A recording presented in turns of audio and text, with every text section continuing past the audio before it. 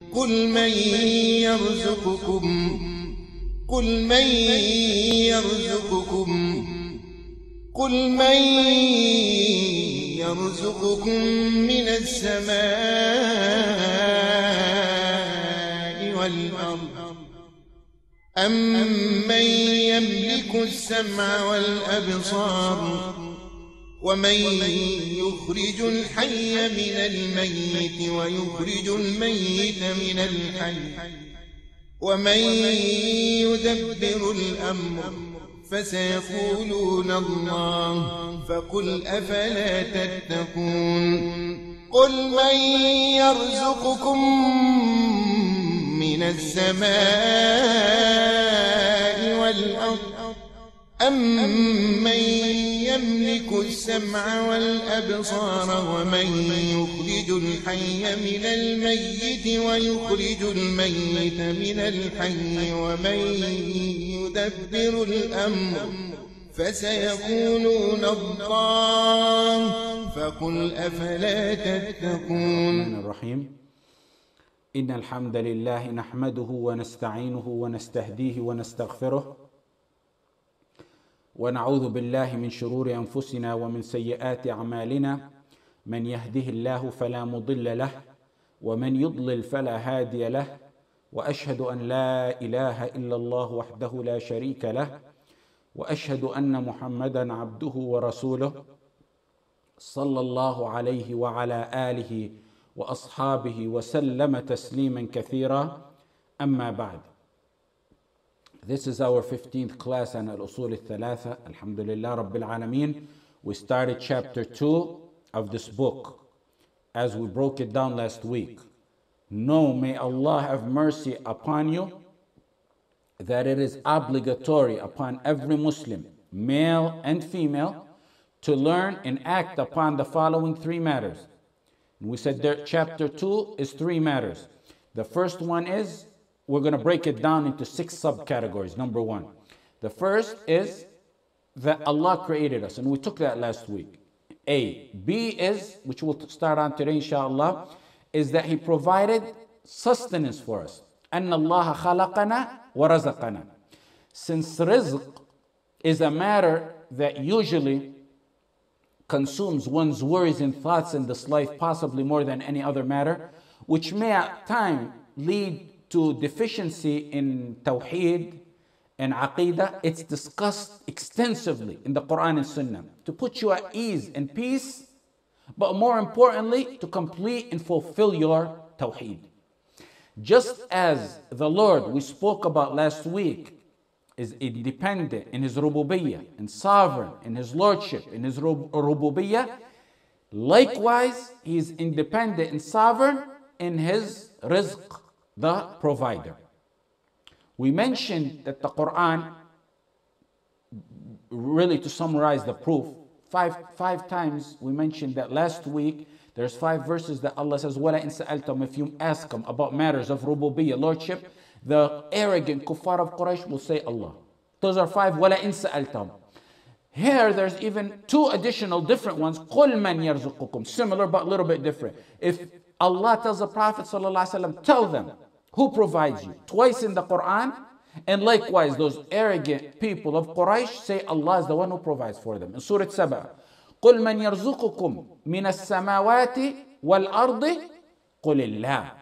Tell them, Muhammad ﷺ, to the mushrikeen, who gives you provision? Who's the one who gives you provision from the heavens and the earth?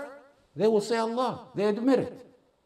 Even in Surah Yunus, a second time, قُلْ مَنْ يَرْزُقُكُمْ مِنَ السَّمَاءِ وَالْأَرْضِ أَمَّنْ يَمْلِكُ السَّمْعَ وَالْأَبْصَارَ وَمَنْ يُخْرِجُ الْحَيَّ مِنَ الْمَيِّتِ وَيُخْرِجُ الْمَيِّتَ مِنَ الْحَيِّ وَمَنْ يُدَبِّرُ الْأَمْرَ فَسَيَقُولُونَ اللَّهُ. Tell them, Muhammad, say Muhammad, who provides you from the sky and from the earth?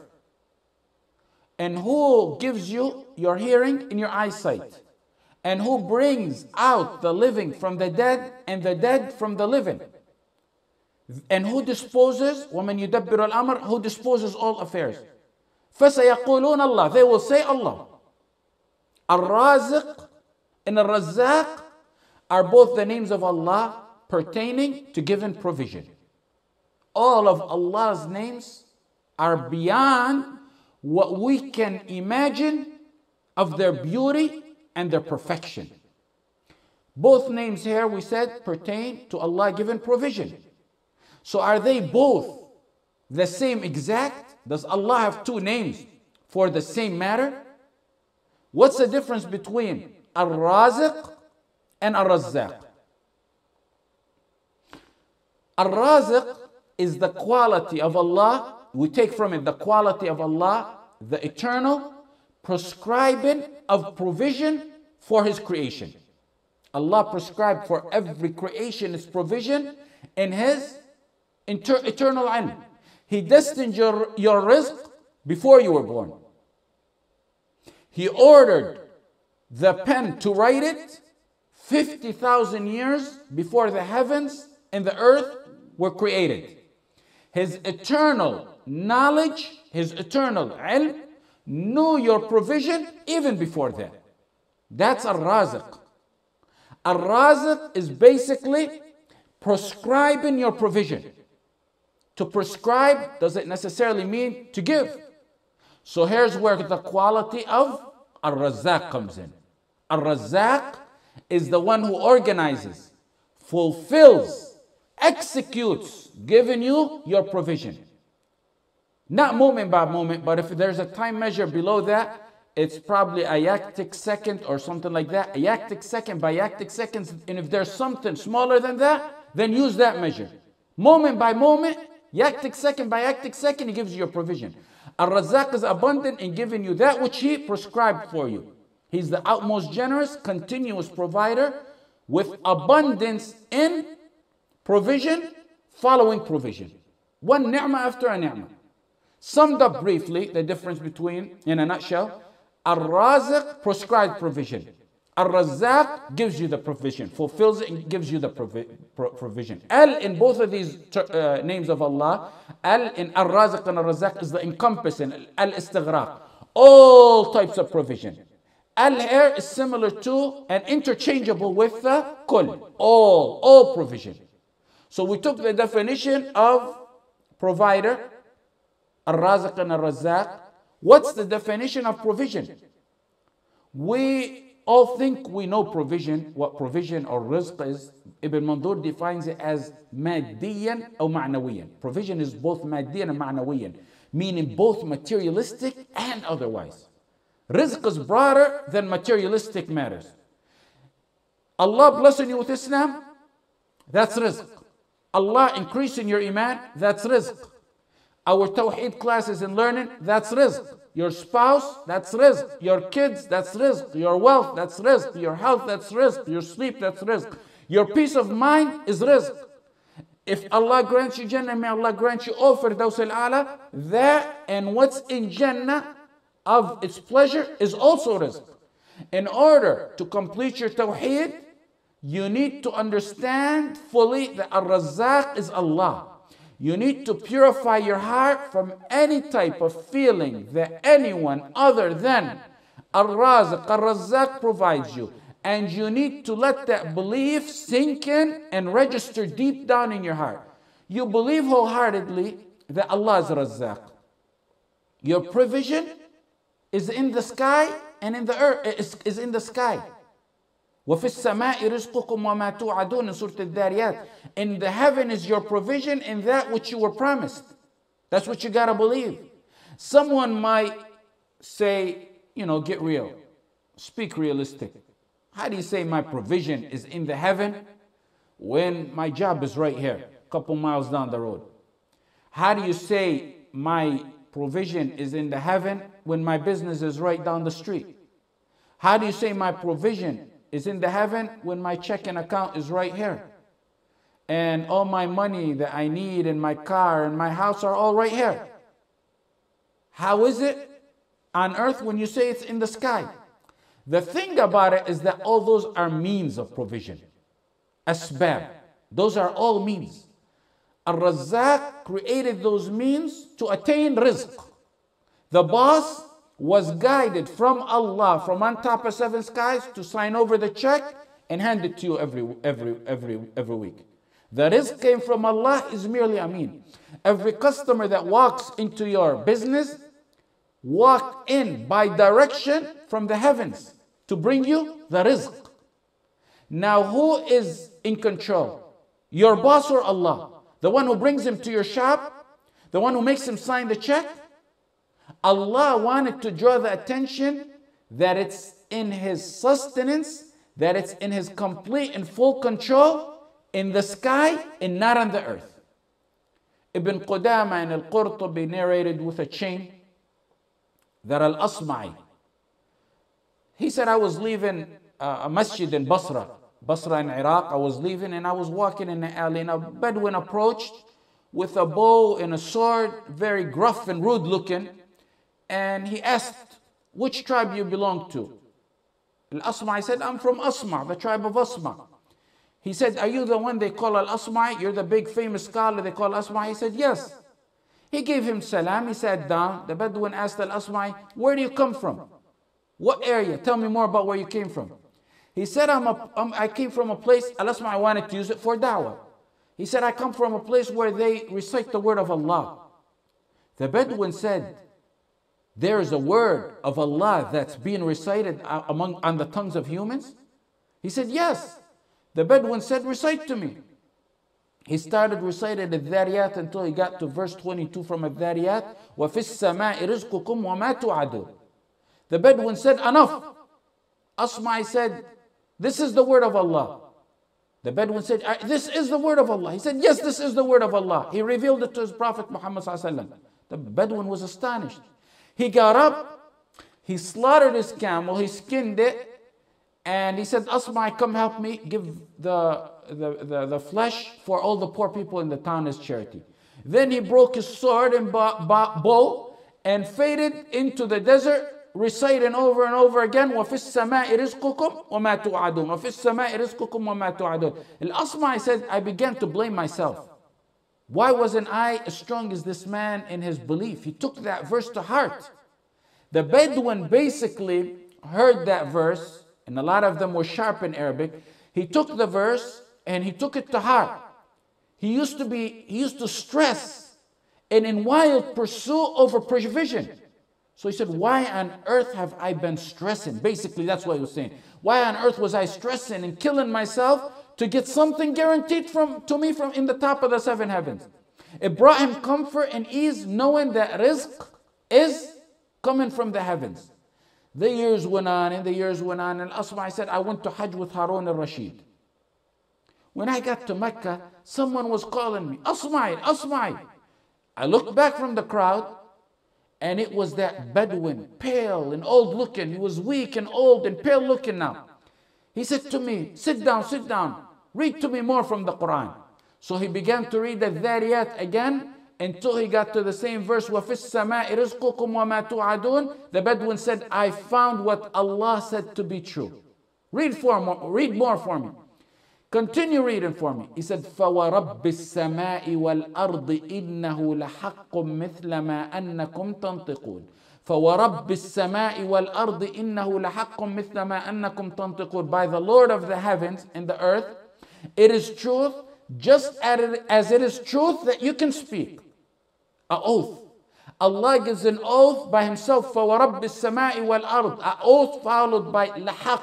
Lam in lahaq is lam al-tawkid. The lam is assurance, emphasis, affirmation, assertiveness, to make you sure that the rizq is from the sky. When the Bedouin heard that, he shouted, who angered Allah so much that Allah the Mighty, the Sublime, the Jaleel, they did not believe in Him, that Allah needed to give an oath?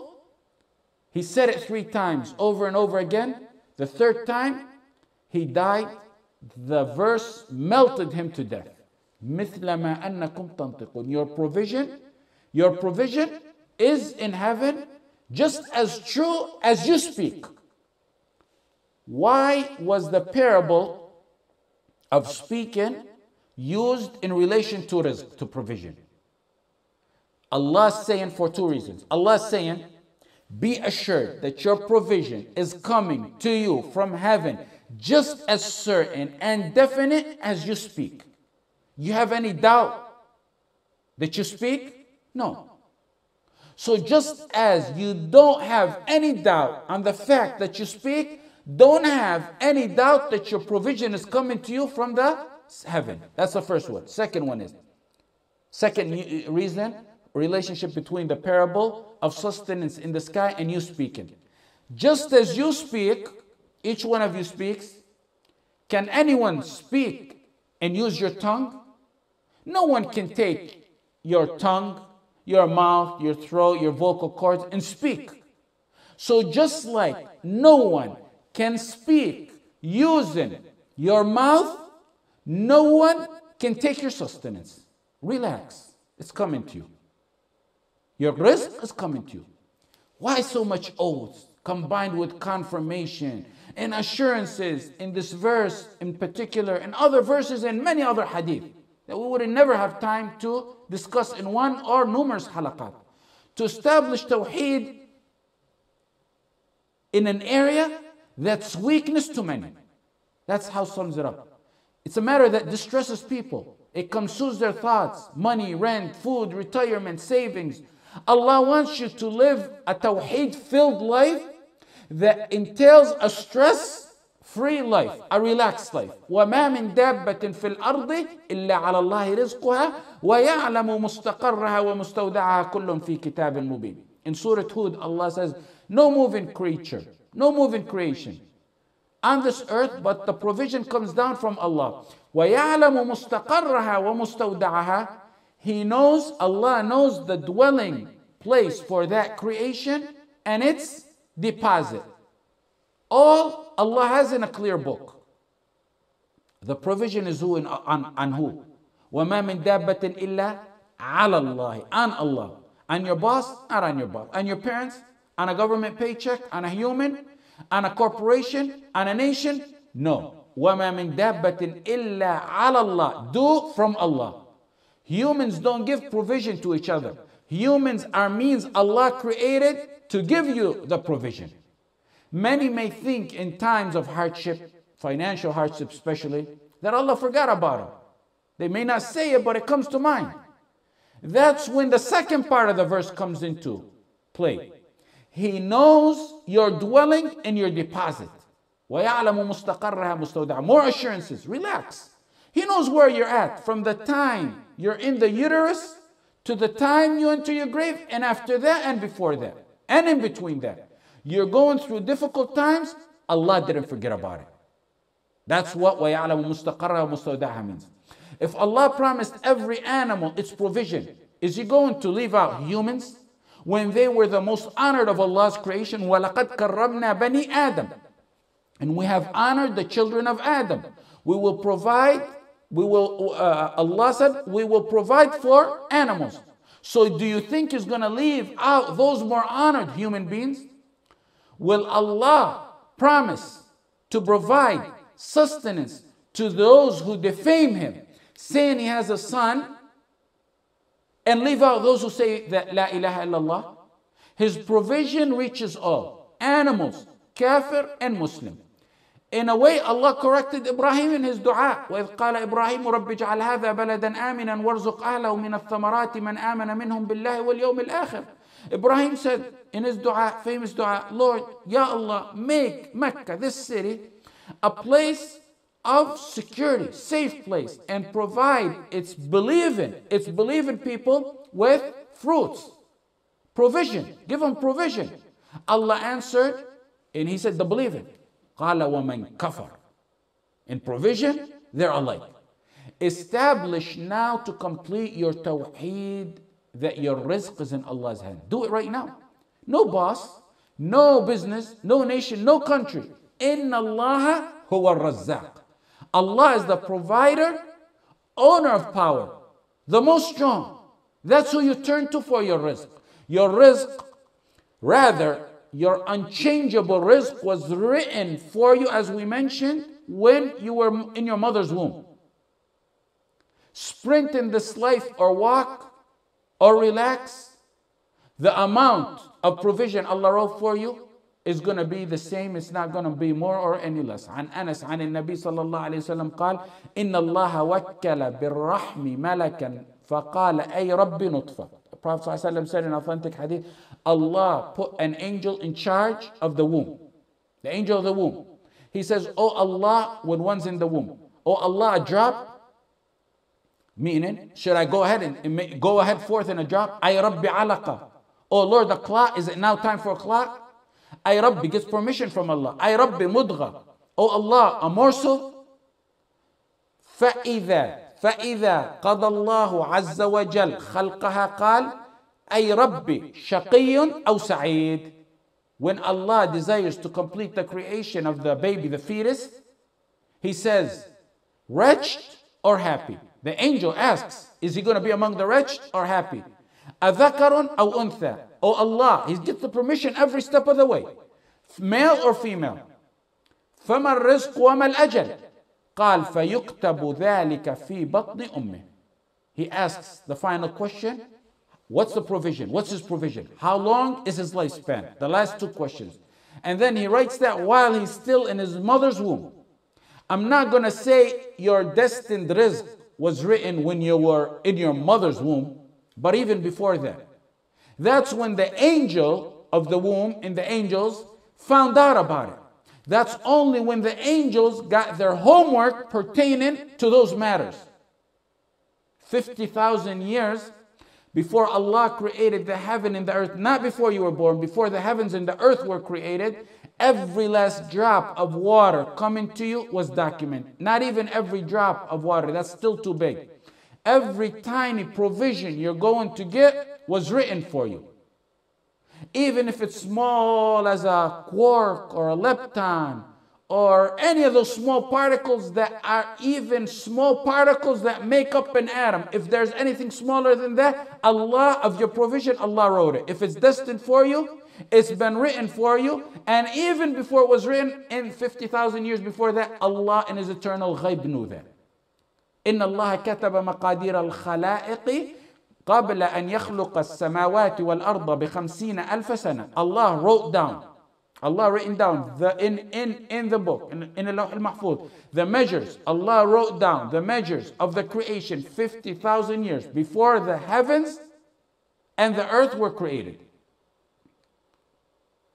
That's why matters of this life, Allah speaks about them in the terminology of walk. You have an item waiting for you. Walk to it. Take your time. It's not going anywhere. The chalkboard over there, in the back. If I say to you, all of you, it's not going nowhere, that chalkboard. It's for you, Muhammad. Now, or 100 years from now, 1,000 years from now, I'm going to sit here and watch it. It's not going nowhere. It's guaranteed for you. No one else is going to touch it. It's for you. You would be foolish to get up right now and sprint and grab it. هو الذي جعل لكم الأرض ذلولا فامشوا في مناكبها وكلوا من رزقه وإليه النشور. It is He, Allah, who made this earth subservient to us. So walk in its path and eat of His provision. Walk. What you need to be sprinting for is the matters of the life after, the matters that are not guaranteed. The levels of Jannah is what you need to be sprinting for. فَاسْعَوْا إِلَى ذِكْرِ اللَّهِ وَفِي ذَلِكَ فَلْيَتَنَافَسِ الْمُتَنَافِسُونَ. Strive and run for those matters. Next, part of knowing Allah Ar-Razzaq is knowing He's also wise in giving provision. Many people today utter day and night, Allah is wise, the all-wise. And they preach it. But at nighttime they contradict it by complaining to others of Allah and about their poverty. They complain to other than Allah about their poverty. Yet they say Allah is wise and Ar-Razzaq. Allah said, وَلَوْ بَسَطَ اللَّهُ الرِّزْقَ لِعِبَادِهِ لَبَغَوْا فِي الْأَرْضِ. If Allah were to enlarge the provision for some of His slaves, they would rebel on this earth. وَلَكِنْ يُنَزِّلُ بِقَدَرٍ مَا يَشَاءُ. He sends by measures, in quantities. There is many, those who know Al-Razzaq and Al-Hakim. And the Razzaq and the Hakim that you believe in knows that if He gives you some funds, you'll misappropriate them. And they're not good for you. So that's part of believing in a Razzaq al-Hakim. Your aqidah in this is that you accept the status that Allah gave you because you don't know your situation, rich or poor, whether that will, if it changes from one status to another, whether it will result to your change of status from wretched to being happy or happy to being wretched, or the opposite. You don't know how it will change you. You never object to al-Hakim. If I get into any one of your personal business, and I say, why'd you buy that $20,000 car, not the $10,000 or $5,000 car, or less than that? Why'd you get an iPhone and sign the 2-year contract? You should have stayed with a vintage phone that has only voice and possibly text. Why'd you just give your wife $500 to go to the mall? Your natural reaction is to tell me, who do you think you are to object to my decisions? Who are you, Ahmed Jibreel, to object to my decisions and judge my wisdom? That's my business. You're right. You're actually right. Who am I to interfere with your wisdom in your internal family business, in your affairs? But again, who are you to judge the divine wisdom of Allah? Al-Hakim al-Razzaq. أهم يقسمون رحمة ربك نحن قسمنا بينهم معيشتهم في الحياة الدنيا ورفعنا بعضهم فوق بعض درجات ليتخذ بعضهم بعضا سخريا ورحمة ربك خير مما يجمعون. Who do you think you are to portion out the mercy of Allah? That's not your business. Who are you to portion out the mercy of your Lord? Your provision of your Lord. We portion out between the humans, the creation, the livelihood in this world. And we raise, وَرَفَعْنَا بَعْضًا فَوْقَ بَعْضٍ دَرَجَاتٍ, we raise some of them above others in ranks. So they may employ others in their work. Some are rich, high class, medium class, low class, middle class and low class. Those who say, why didn't Allah make me rich so I can build masajid? A lot of people say that. And support the oppressed and do. In a sense, some may be disgruntled with the division of Allah. If they just want to do good, that's different. But if they're internally disgruntled with Allah, don't forget the Ar-Razzaq is the all-wise, the all-knowing. That He knows why He gave you, why He gave it to you. Qarun, and there's many like Qarun, and you know the story of Qarun. You say the people of Qarun asked the same question. Why didn't Allah give us like He gave Qarun? Then when they seen what happened with Qarun, they regretted it. And in the verse, وَمِنْهُمْ مَنْ عَاهَدَ اللَّهَ لَإِنْ آتَانَا مِنْ فَضْلِهِ لَنَصَّدَّقَنَّ وَلَنَكُونَنَّ مِنَ الصَّالِحِينَ. Some made a covenant with Allah saying, if He bestowed on us of His bounty, we would give in charity. A lot of people say that. And we'll certainly, لَنَصَّدَّقَنَّ وَلَنَكُونَنَّ مِنَ الصَّالِحِينَ. We're going to be among those who are righteous. We're going to give. Let us give us. Why doesn't He give us? So we can give in charity and we can be righteous. What happened after they got it? فَلَمَّا آتَاهُم مِّن فَضْلِهِ بَخِلُوا بِهِ وَتَوَلَّوْا وَهُمْ مُعْرِضُونَ. When Allah gave them His bounty, they became cheap and turned away from Allah. The result is objecting to Allah's command. فَأَعْقَبَهُمْ نِفَاقًا فِي قُلُوبِهِمْ. He punished them by putting hypocrisy into their hearts until the day that they will meet Allah subhanahu wa ta'ala. بِمَا أَخْلَفُوا اللَّهَ مَا وَعَدُوهُ وَبِمَا كَانُوا يَكْذِبُونَ. Because they breached the covenant and because they were liars. By the way this verse was revealed, you know that it's not something to object about. What Allah gave you a provision. And this, let me say before I forget, this verse was not revealed by Tha'laba, as the popular story is. A Sahabi named Tha'laba, and that got rich and then went. That's a fabricated story. The true proper reason for the revelation was what Ibn Hajar mentioned through Ibn Wahab and Ibn Zayd, that it's a group of munafiqeen. Tha'laba was a man who stood firm in the battle of Badr. Don't be displeased. The point of it is, don't be displeased with what Allah has chosen for you. Seek means no problem. But when you become displeased in your heart at Allah and the destiny Allah chosen for you, low class, middle class, high class, whatever it is, then there becomes a deficiency in our topic today, belief in Ar-Razzaq. When Allah is Al-Alim Ar-Razzaq, He gave it to you for a wisdom. When He is Al-Hakim Ar-Razzaq, He deprived you for a wisdom. So never object.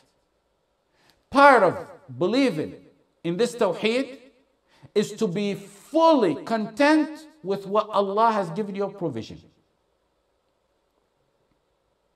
فتحنا عليهم أبواب كل شيء. Allah gives this dunya to whom He likes and dislikes.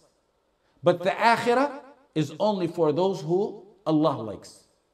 Thinking and judging that Allah gives this dunya to who is more favorable to Him in the akhirah levels is an aspect that Kuffar Quraysh used to have. وَقَالُوا نَحْنُ أَكْثَرُ أَمْوَالًا وَأَوْلَادًا وَمَا نَحْنُ بِمُعَذَّبِينَ. They used to bolster to the Prophet Muhammad ﷺ and the Sahaba, we got more than you guys. We got more than you. We have more wealth, we have more children, and we're not going to be punished. Allah says, قُلْ إِنَّ رَبِّي يَبْسُطُ الرِّزْقَ لِمَنْ يَشَاءُ وَيَقْدِرُ وَلَكِنَّ أَكْثَرَ النَّاسِ لَا يَعْلَمُونَ. The reply is, tell them, Muhammad, Allah enlarges His provision to whomever He wills and whoever He wants to restrict. Allah gives His provision in this life for those He likes and dislikes, but only gives success in the high levels in the akhirah for those He loves and likes. Hatim al-Asam was asked once, how did your tawakkul on Allah become so strong? He said, I believe that no one will take my provision, so my heart became content. I knew that death awaits me, so I prepared my baggage for that journey. I know my actions, no one can perform them but me, so I became occupied in them. I'm too busy in my work. Number 4, I knew Allah watches me and sees me, so I became ashamed to let Him see me doing any sins. They said, so where do you eat from? They seen him so content, so relaxed, so laid back. So where you eat from? He responded, وَلِلَّهِ خَزَائِنُ السَّمَاوَاتِ وَالْأَرْضِ وَلَكِنَّ الْمُنَافِقِينَ لَا يَفْقَهُونَ. To Allah belongs the treasures of the heaven and the earth, but the hypocrites do not comprehend that. Ash-Shafi'i, rahimahullah, said, I depend on Allah for my provision. And I have no doubt, absolutely no doubt, that my provision will come to me. And then he went on to say, provision will come to me, my rizq will come to me, even if it's coming from the deep, dark ocean, the bottom of the deep, dark ocean. So why should I grieve or be sad over it? Why be depressed about it? Relax. Umar ibn al-Khattab radiyallahu anhu said, لو أنكم تتوكلون على الله حق توكله لرزقكم كما يرزق الطير تغدو خماصا وتعود بطانا. The hadith narrated by Umar ibn al-Khattab radiyallahu anhu. The Prophet sallallahu alaihi wasallam said, if you all relied on Allah as you should rely on Him, لو أنكم تتوكلون على الله حق توكله لرزقكم, He would have provided you. Just like He provides birds.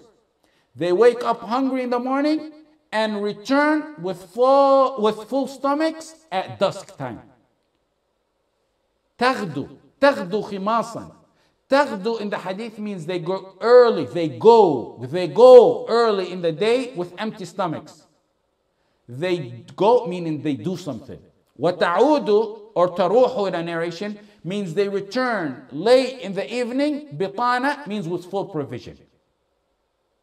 True tawakkul, what you take from the hadith, true tawakkul is full reliance of the heart on Allah using the means available.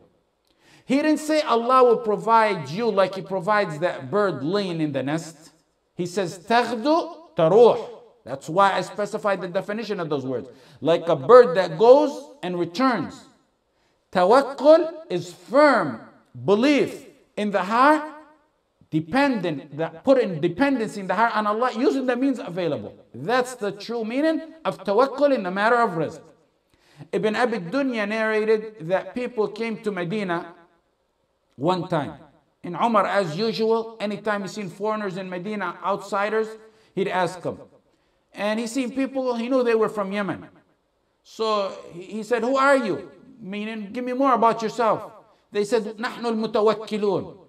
We're the one who depend on Allah. He said, you're mutawakkilun. You depend on each other, not on Allah. He said, al-mutawakkilun, the real mutawakkilun, are those who put the seeds in the ground with their reliance on Allah. Your heart, this is all part of believing in Ar-Razzaq. Your heart hangs with Allah, the creator and the controller of all means you got to believe part of that don't harm and benefit. They don't provide nor take from you. Your provision, the order for it, comes from the creator Ar-Razzaq. Sahal ibn Abdullah Tasturi said a golden word about this whole matter. He says, whoever neglects means has neglected the sunnah. And whoever neglects tawakkul, the reliance on Allah, neglects iman. Tawakkul is the state or status of the Prophet. Whoever's on the status of the Prophet can't leave out the sunnah of the Prophet. The Prophet ﷺ was known to take beans. Look at his life.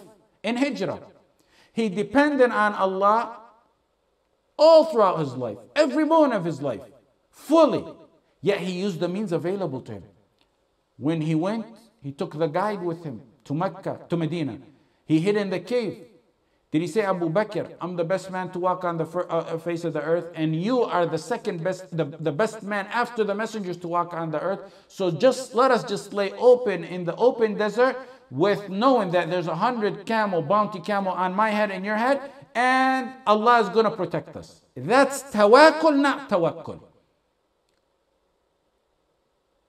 He went in a cave. He found a secluded cave, away from them. One he thought that they wouldn't see. And then he said, La tahzan inna Allah ma'ana.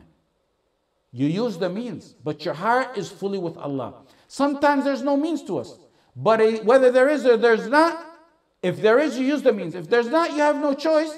But in both case scenarios, your heart is fully attached to Allah. If the Prophet ﷺ was hungry, did he wait for food to drop from the sky, or did he go and prepare and eat and sit and eat? In Badr, 1,000 men versus 300. 300 of the Sahaba versus 1,000. He didn't say, oh my friends, put your weapons down, let's just sit here and make dua. And the closer they come, let your dua shout more and more, louder and louder. The heads are flying off, let it be louder and louder. That's the thinking of some deviant groups today. No, he thought, make dua, but he prepared. He made dua himself until his upper garment fell off, while Abu Bakr felt bad for him for making all that dua. And the Prophet Abu Bakr behind him put in his upper garment on him. He then aligned them. He positioned them in front so the believers will not get any of the water wells, so that all the water would be behind them. He told them, hold fire until they come and you can see the whiteness in their eyes. Then after you see that, then you can proceed. That is the same as rizq. You seek a job, but the heart is fully attached to only Allah. هو الذي جعل لكم الأرض ذلولا فامشوا في مناكبها وكلوا من رزقه. He made the earth subservient to you, so walk in it. No, walk in the path, and eat from his provision. He said walk, famshu, pursue, search, famshu. Look at that. He said famshu. He didn't say it's going to come to you. Seek it, pursue it. Your rizq, pursue it. Do the means. Don't sit and expect it to come to you. That's also additional benefit from famshu. Like the word walk in this verse is delicate. It means, yes, go for your rizq, but don't stress for it. Allah wrote it for you. So don't go after this dunya like a galloping horse in the outskirts. Maryam alayhi salam, when she gave birth to Isa, in her agony, in her birth, in her pain, in the midst of her agony, Allah says, وَهُزِّي إِلَيْكِ بِجِذْعِ النَّخْلَةِ. Shake the trunk of the tree, the date palm tree. If you shake it, it will fall from it fresh, ripe dates for you. Anyone tell me how a man, a strong man, the strongest man out of all of you, can shake a palm tree and bring the dates down? How's a woman in labor going to do that? The lesson really is depend on Allah, Maryam. But do the little means. Just shake it. Touch that tree and try to shake it. And then the rest is on Allah. Submit the resume. Go to the interview. Put the offer on the business in the house. And at the same time you're doing it, before and after, no, it's coming from the sky. Your mind should be elsewhere. Your mind should be in the sky. If He wants you to get it, no one's going to deprive you from it. And if He doesn't want you to get it, there's no one going to get it for you. The bottom line is that your heart must be fully attached to Allah. Once that heart is attached to a job or the business for rizq, then there's a deficiency in the belief of that Allah is Ar-Raziq. No matter how small that percentage is, it's a deficiency right there. Ibrahim ibn Adham was preparing a barbecue. He was cutting up meat to eat to barbecue it. A cat took a slice of that meat and ran off with it. Ibrahim looked and seen that she didn't really eat it. She took it to a distance as he was monitoring it and put it in an open field by a hole in the ground. So he walked close to it. He monitored the situation, watching. Why didn't it come back to eat it? Suddenly, a snake with its eyes popped out, a blind snake, comes out from the hole and takes it and goes right back in. A cat and snake are enemies.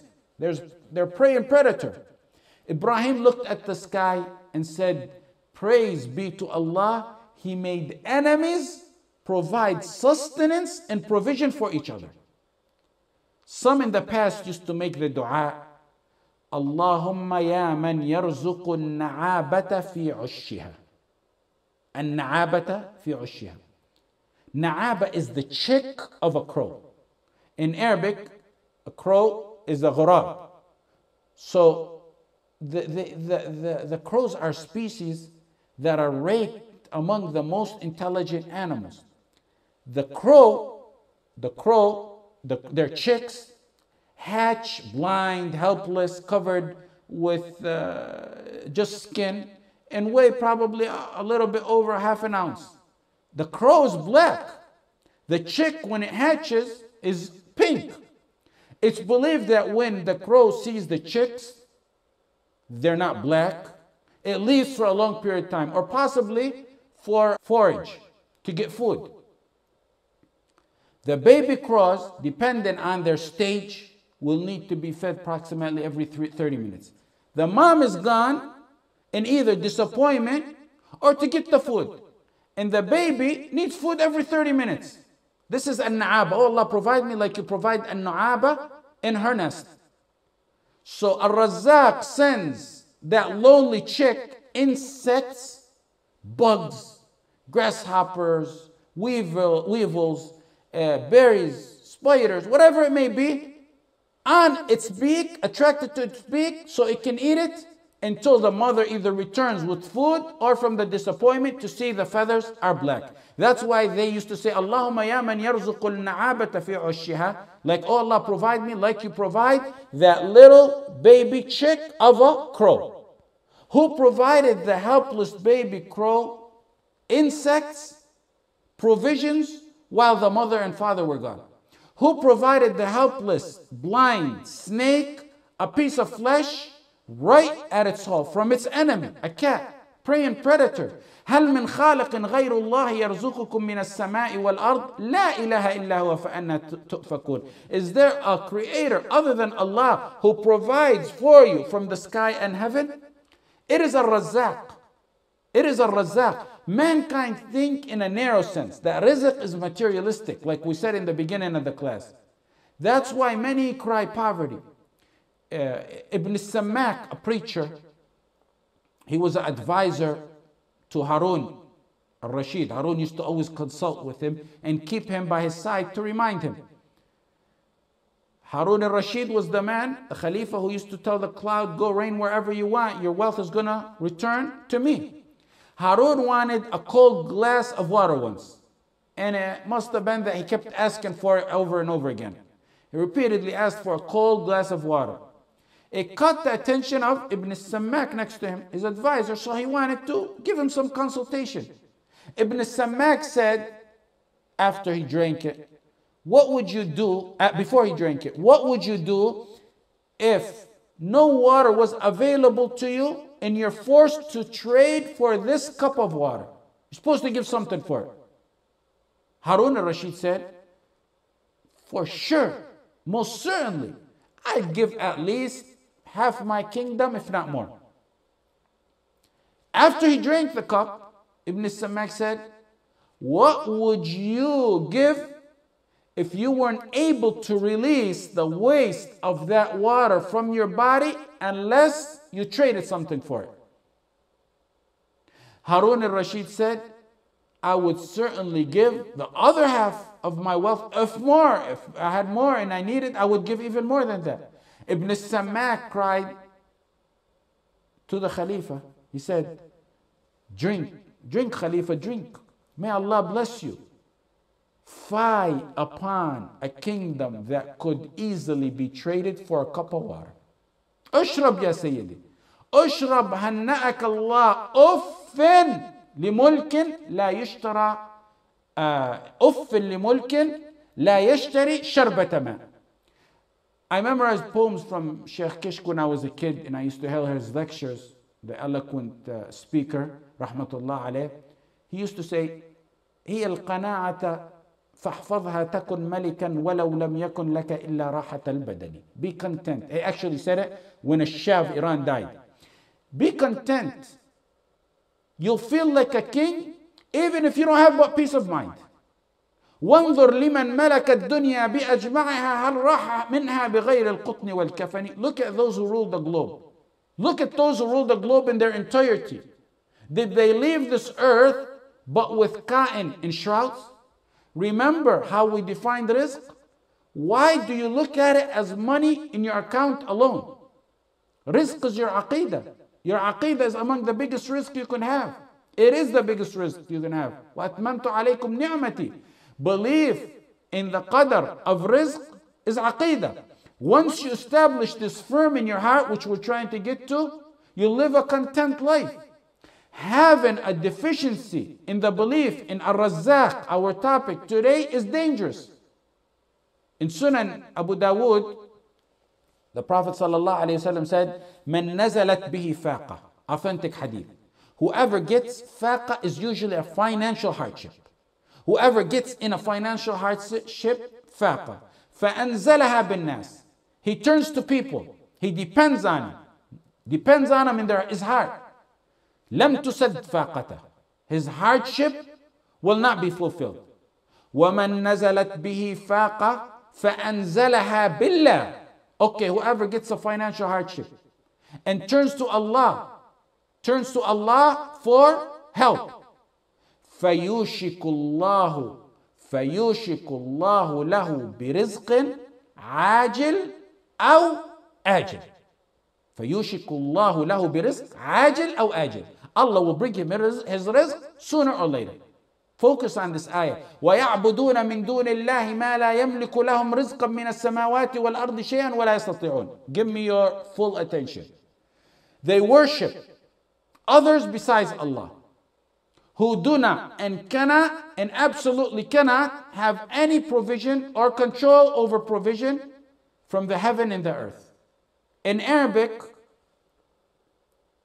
if you were to remove the two words in this ayah, rizq and shay'a, remove rizq, provision, and shay'a, anything, the meaning stays good. So why these two extra words? We said the Quran is delicate. These words are there for a purpose. So what's the meaning? To add affirmation that the only one who can provide rizq is Allah. النكرة في سياق الإثبات تفيد الإطلاق. Rule of usul. Focus. Both these words in the ayah, rizq and shay'a, are indefinite nouns. Ism nakira. Rizq and shay'a, those two words I said, that are extra are indefinite nouns. The rule in usul is the indefinite noun, ism al-nakira, in the context of a general sentence denoting, affirming, declaring, establishing, indicates absolute, unconstrained, unconditional, unrestricted matter. النكرة في سياق الإثبات تفيد الإطلاق. Pay attention, I'm going to explain it more. These rules are complex as it is, and it only gets harder when you explain them in English. So you gotta give me double the attention you regularly give me. If you have a sentence affirming something, declaring, establishing, then there's a nakira, indefinite noun, that means it's absolute. That indicates it's absolute, unconstrained, unrestricted. Adding a nakira that's otherwise not essential gives it basically exaggerated, absolute, unconstrained, unrestricted meaning. That's the point right there. Meaning, here comes the meaning.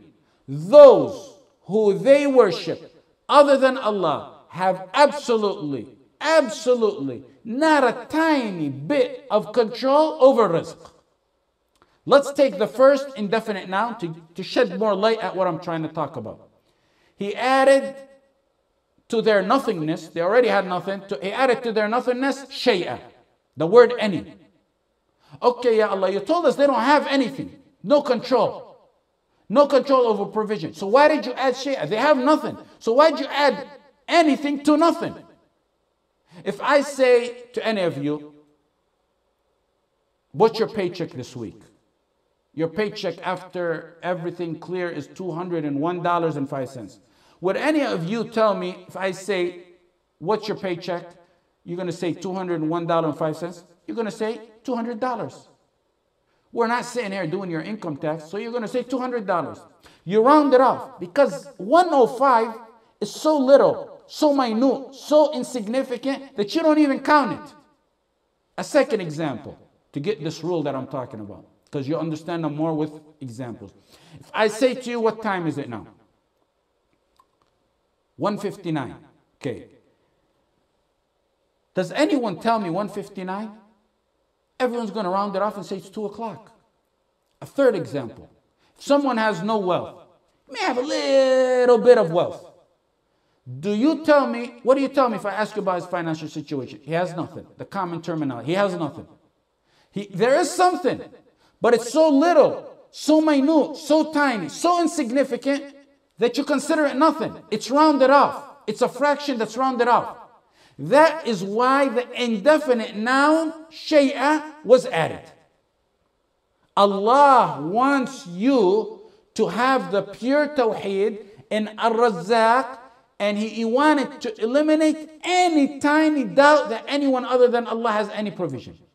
There's not even the super slight change, there's not even the super slight chance that one may have any tiny significant control or rule over rizq other than Allah. Shay'a, anything. That's why the indefinite noun was added. So the verse is saying they worship those who have absolutely no control over rizq. Absolutely. Not even those tiny fractions that may be considered by some. Those the mushrikeen worship, they don't have any tiny rounded off fraction of control or rule over rizq. The conclusion, why so much emphasis? Why? This is to erase the possibility that we may have any thought or doubt that anyone has any little crumb or power in control over rizq to affirm, to fulfill your heart with full and pure tawheed to Ar-Razzaq. Two nakira, come to affirm this. Two, not one. Shay'an was one. Shay'an one. The same thing we mentioned about shay'a, rizqa two. They were added to eliminate the thought that there may be that tiny fraction that people neglect, that round off, like the 105, the 1 minute, one having a little bit of provision, and then you say he has nothing, to eliminate even that possible tiny thing, that there isn't even a rounded off figure in the matter. They have absolutely no control over rizq. Okay, we got the general wording of the verse that those mushrikeen worship those who have no rule or control over rizq. That's the general wording. It already tells it all. To top it off, we have two nakira, shay'an and rizqa, to add emphasis to show not a crumb of power or a rounded off fraction of power do they have over rizq. We're not done there. Allah wants pure tawheed, the third thing in the matter, the end of it. وَلَا يَسْتَطِعُونَ. The verse at the end says, and they cannot, they're unable to. Sometimes you may have power to do something, but the opportunity is not there. Allah wanted to eliminate that thought too. Belief in Ar-Razzaq is no joke. It's firm, it's deep. وَلَا يَسْتَطِعُونَ. وَلَا يَسْتَطِعُونَ. They don't have the power and they don't have the ability to rule over rizq. No power and no ability. Once you affirm absolute tawheed in Ar-Razzaq, you live at peace and at ease. You live at peace and at ease.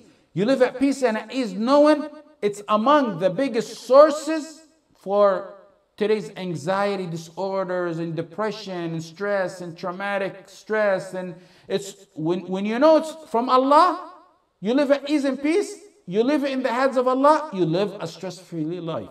Keep your heart with Allah. If you're rejected from a university or a job, don't even feel down or sad. Take it with a smile and walk away. Your interview goes back, it wasn't meant by Allah because it's in the sky.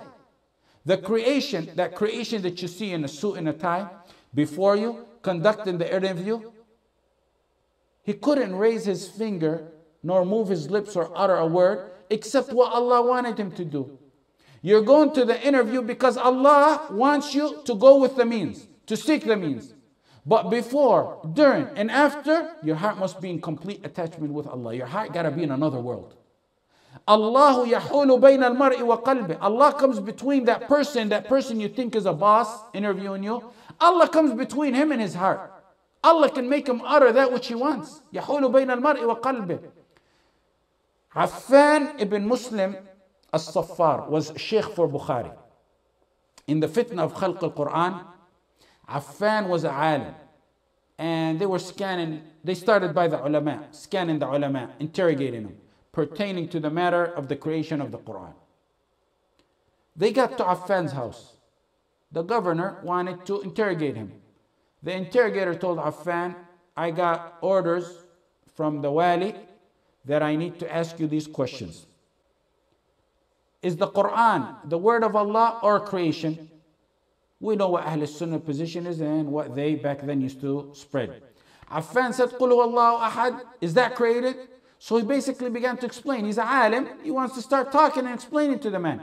The interrogator said, look Affan, I'm not here to debate. I got these questions to ask you, I got to write the answer. And let me advise you, when they take you to prison, then you can explain away over there. And he also said, let me advise you more. If you say it's the creation of Allah, you get higher. From my experience, he's telling them, the people who said that, they get higher rank, their salary goes up, they be at peace and ease.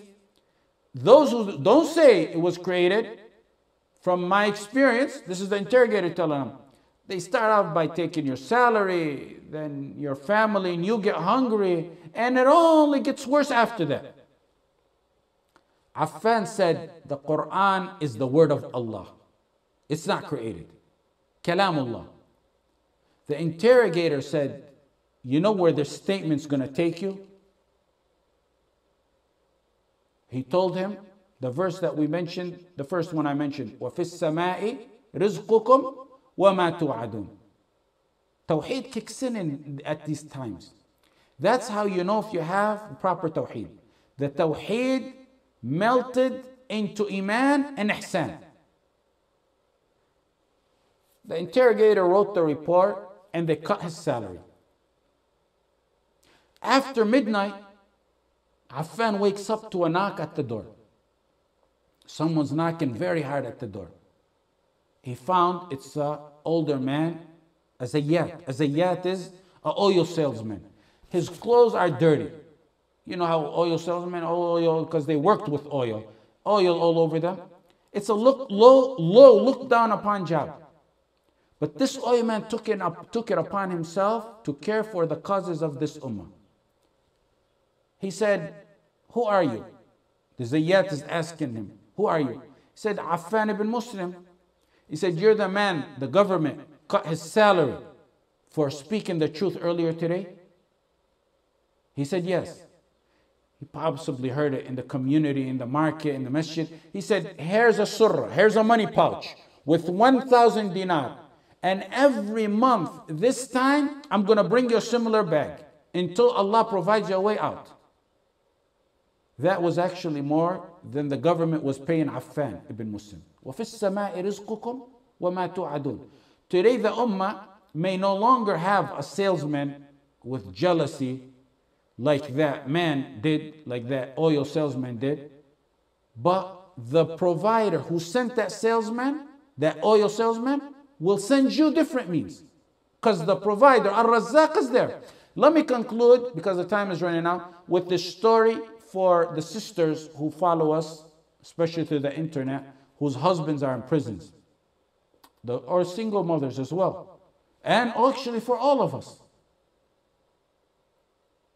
There's a contemporary man in Egypt, went to prison, very poor as is. So when he went to prison, his wife has 2 kids. She had to move with her parents. It's the same thing repeated all over and over. Those whose family members went to prison, they'll tell you the same story. One day, her son got sick. He got very high fever. No transportation. She's in her parents' house now. No transportation. And even if there was transportation, there's no money to pay the doctors. So she turned to Allah all night long. 1 minute dua in salah, 2 rak'ahs, in deep agony, in pain, in sujood, in dua.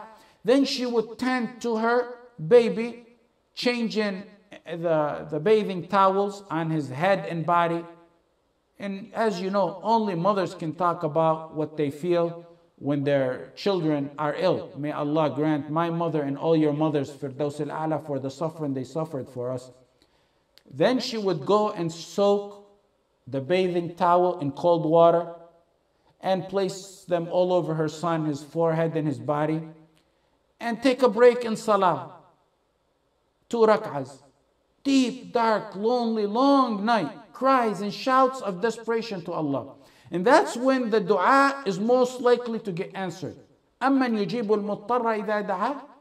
The one who responds to the distress when he calls on to him. Late at night, the knocking comes at her door. She put on her hijab. She opened the door. It's a doctor's suit, white robe. This is a contemporary story. The doctor answered the door, but he in reality answered the order of Allah. The doctor at her door, she was astonished, has no means. She doesn't know what's going on, and limited her communication with men. She watched as the doctor diagnosed the baby, wrote the prescription, gave her words of comfort. Then he told her the bill is so-and-so. He handed her the bill. Here's the bill. And you pay for house calls, you pay right on the spot. It's well known back then, and it's still known. In Arabic countries, I remember till recently, that the doctor comes, you pay him on the spot. She said, what? I have no money. He said, where's your husband who called me? She said, my husband's in prison. He didn't call you. My husband's been in prison for some time. He said, you make a late call at night and you have no husband to pay for me? He said, isn't this apartment 18? She said, no, the apartment 18 is right down the hall. That's next door. So the doctor was astonished at how he came here and there really was someone sick. He said, "Subhanallah, what's your situation, lady? Tell me what it is." She told him her story. She began to cry as she was telling her story. And he began to cry. He said, "Wallahi, it was Allah who took me out of my bed to come to see your son. Give me that prescription back. Let me get the medicine from my car, and here's some money for you. And every week or so, I'll come and check up on you." Not only that, he continued to check up on her and give her from the charity that Allah gave him. The woman began to tease her husband who was in prison. She said, "You might want to stay longer in prison because Allah, the Razzaq, is taking care of us more than you did when you were here." And with this, we'll conclude. Jazakum.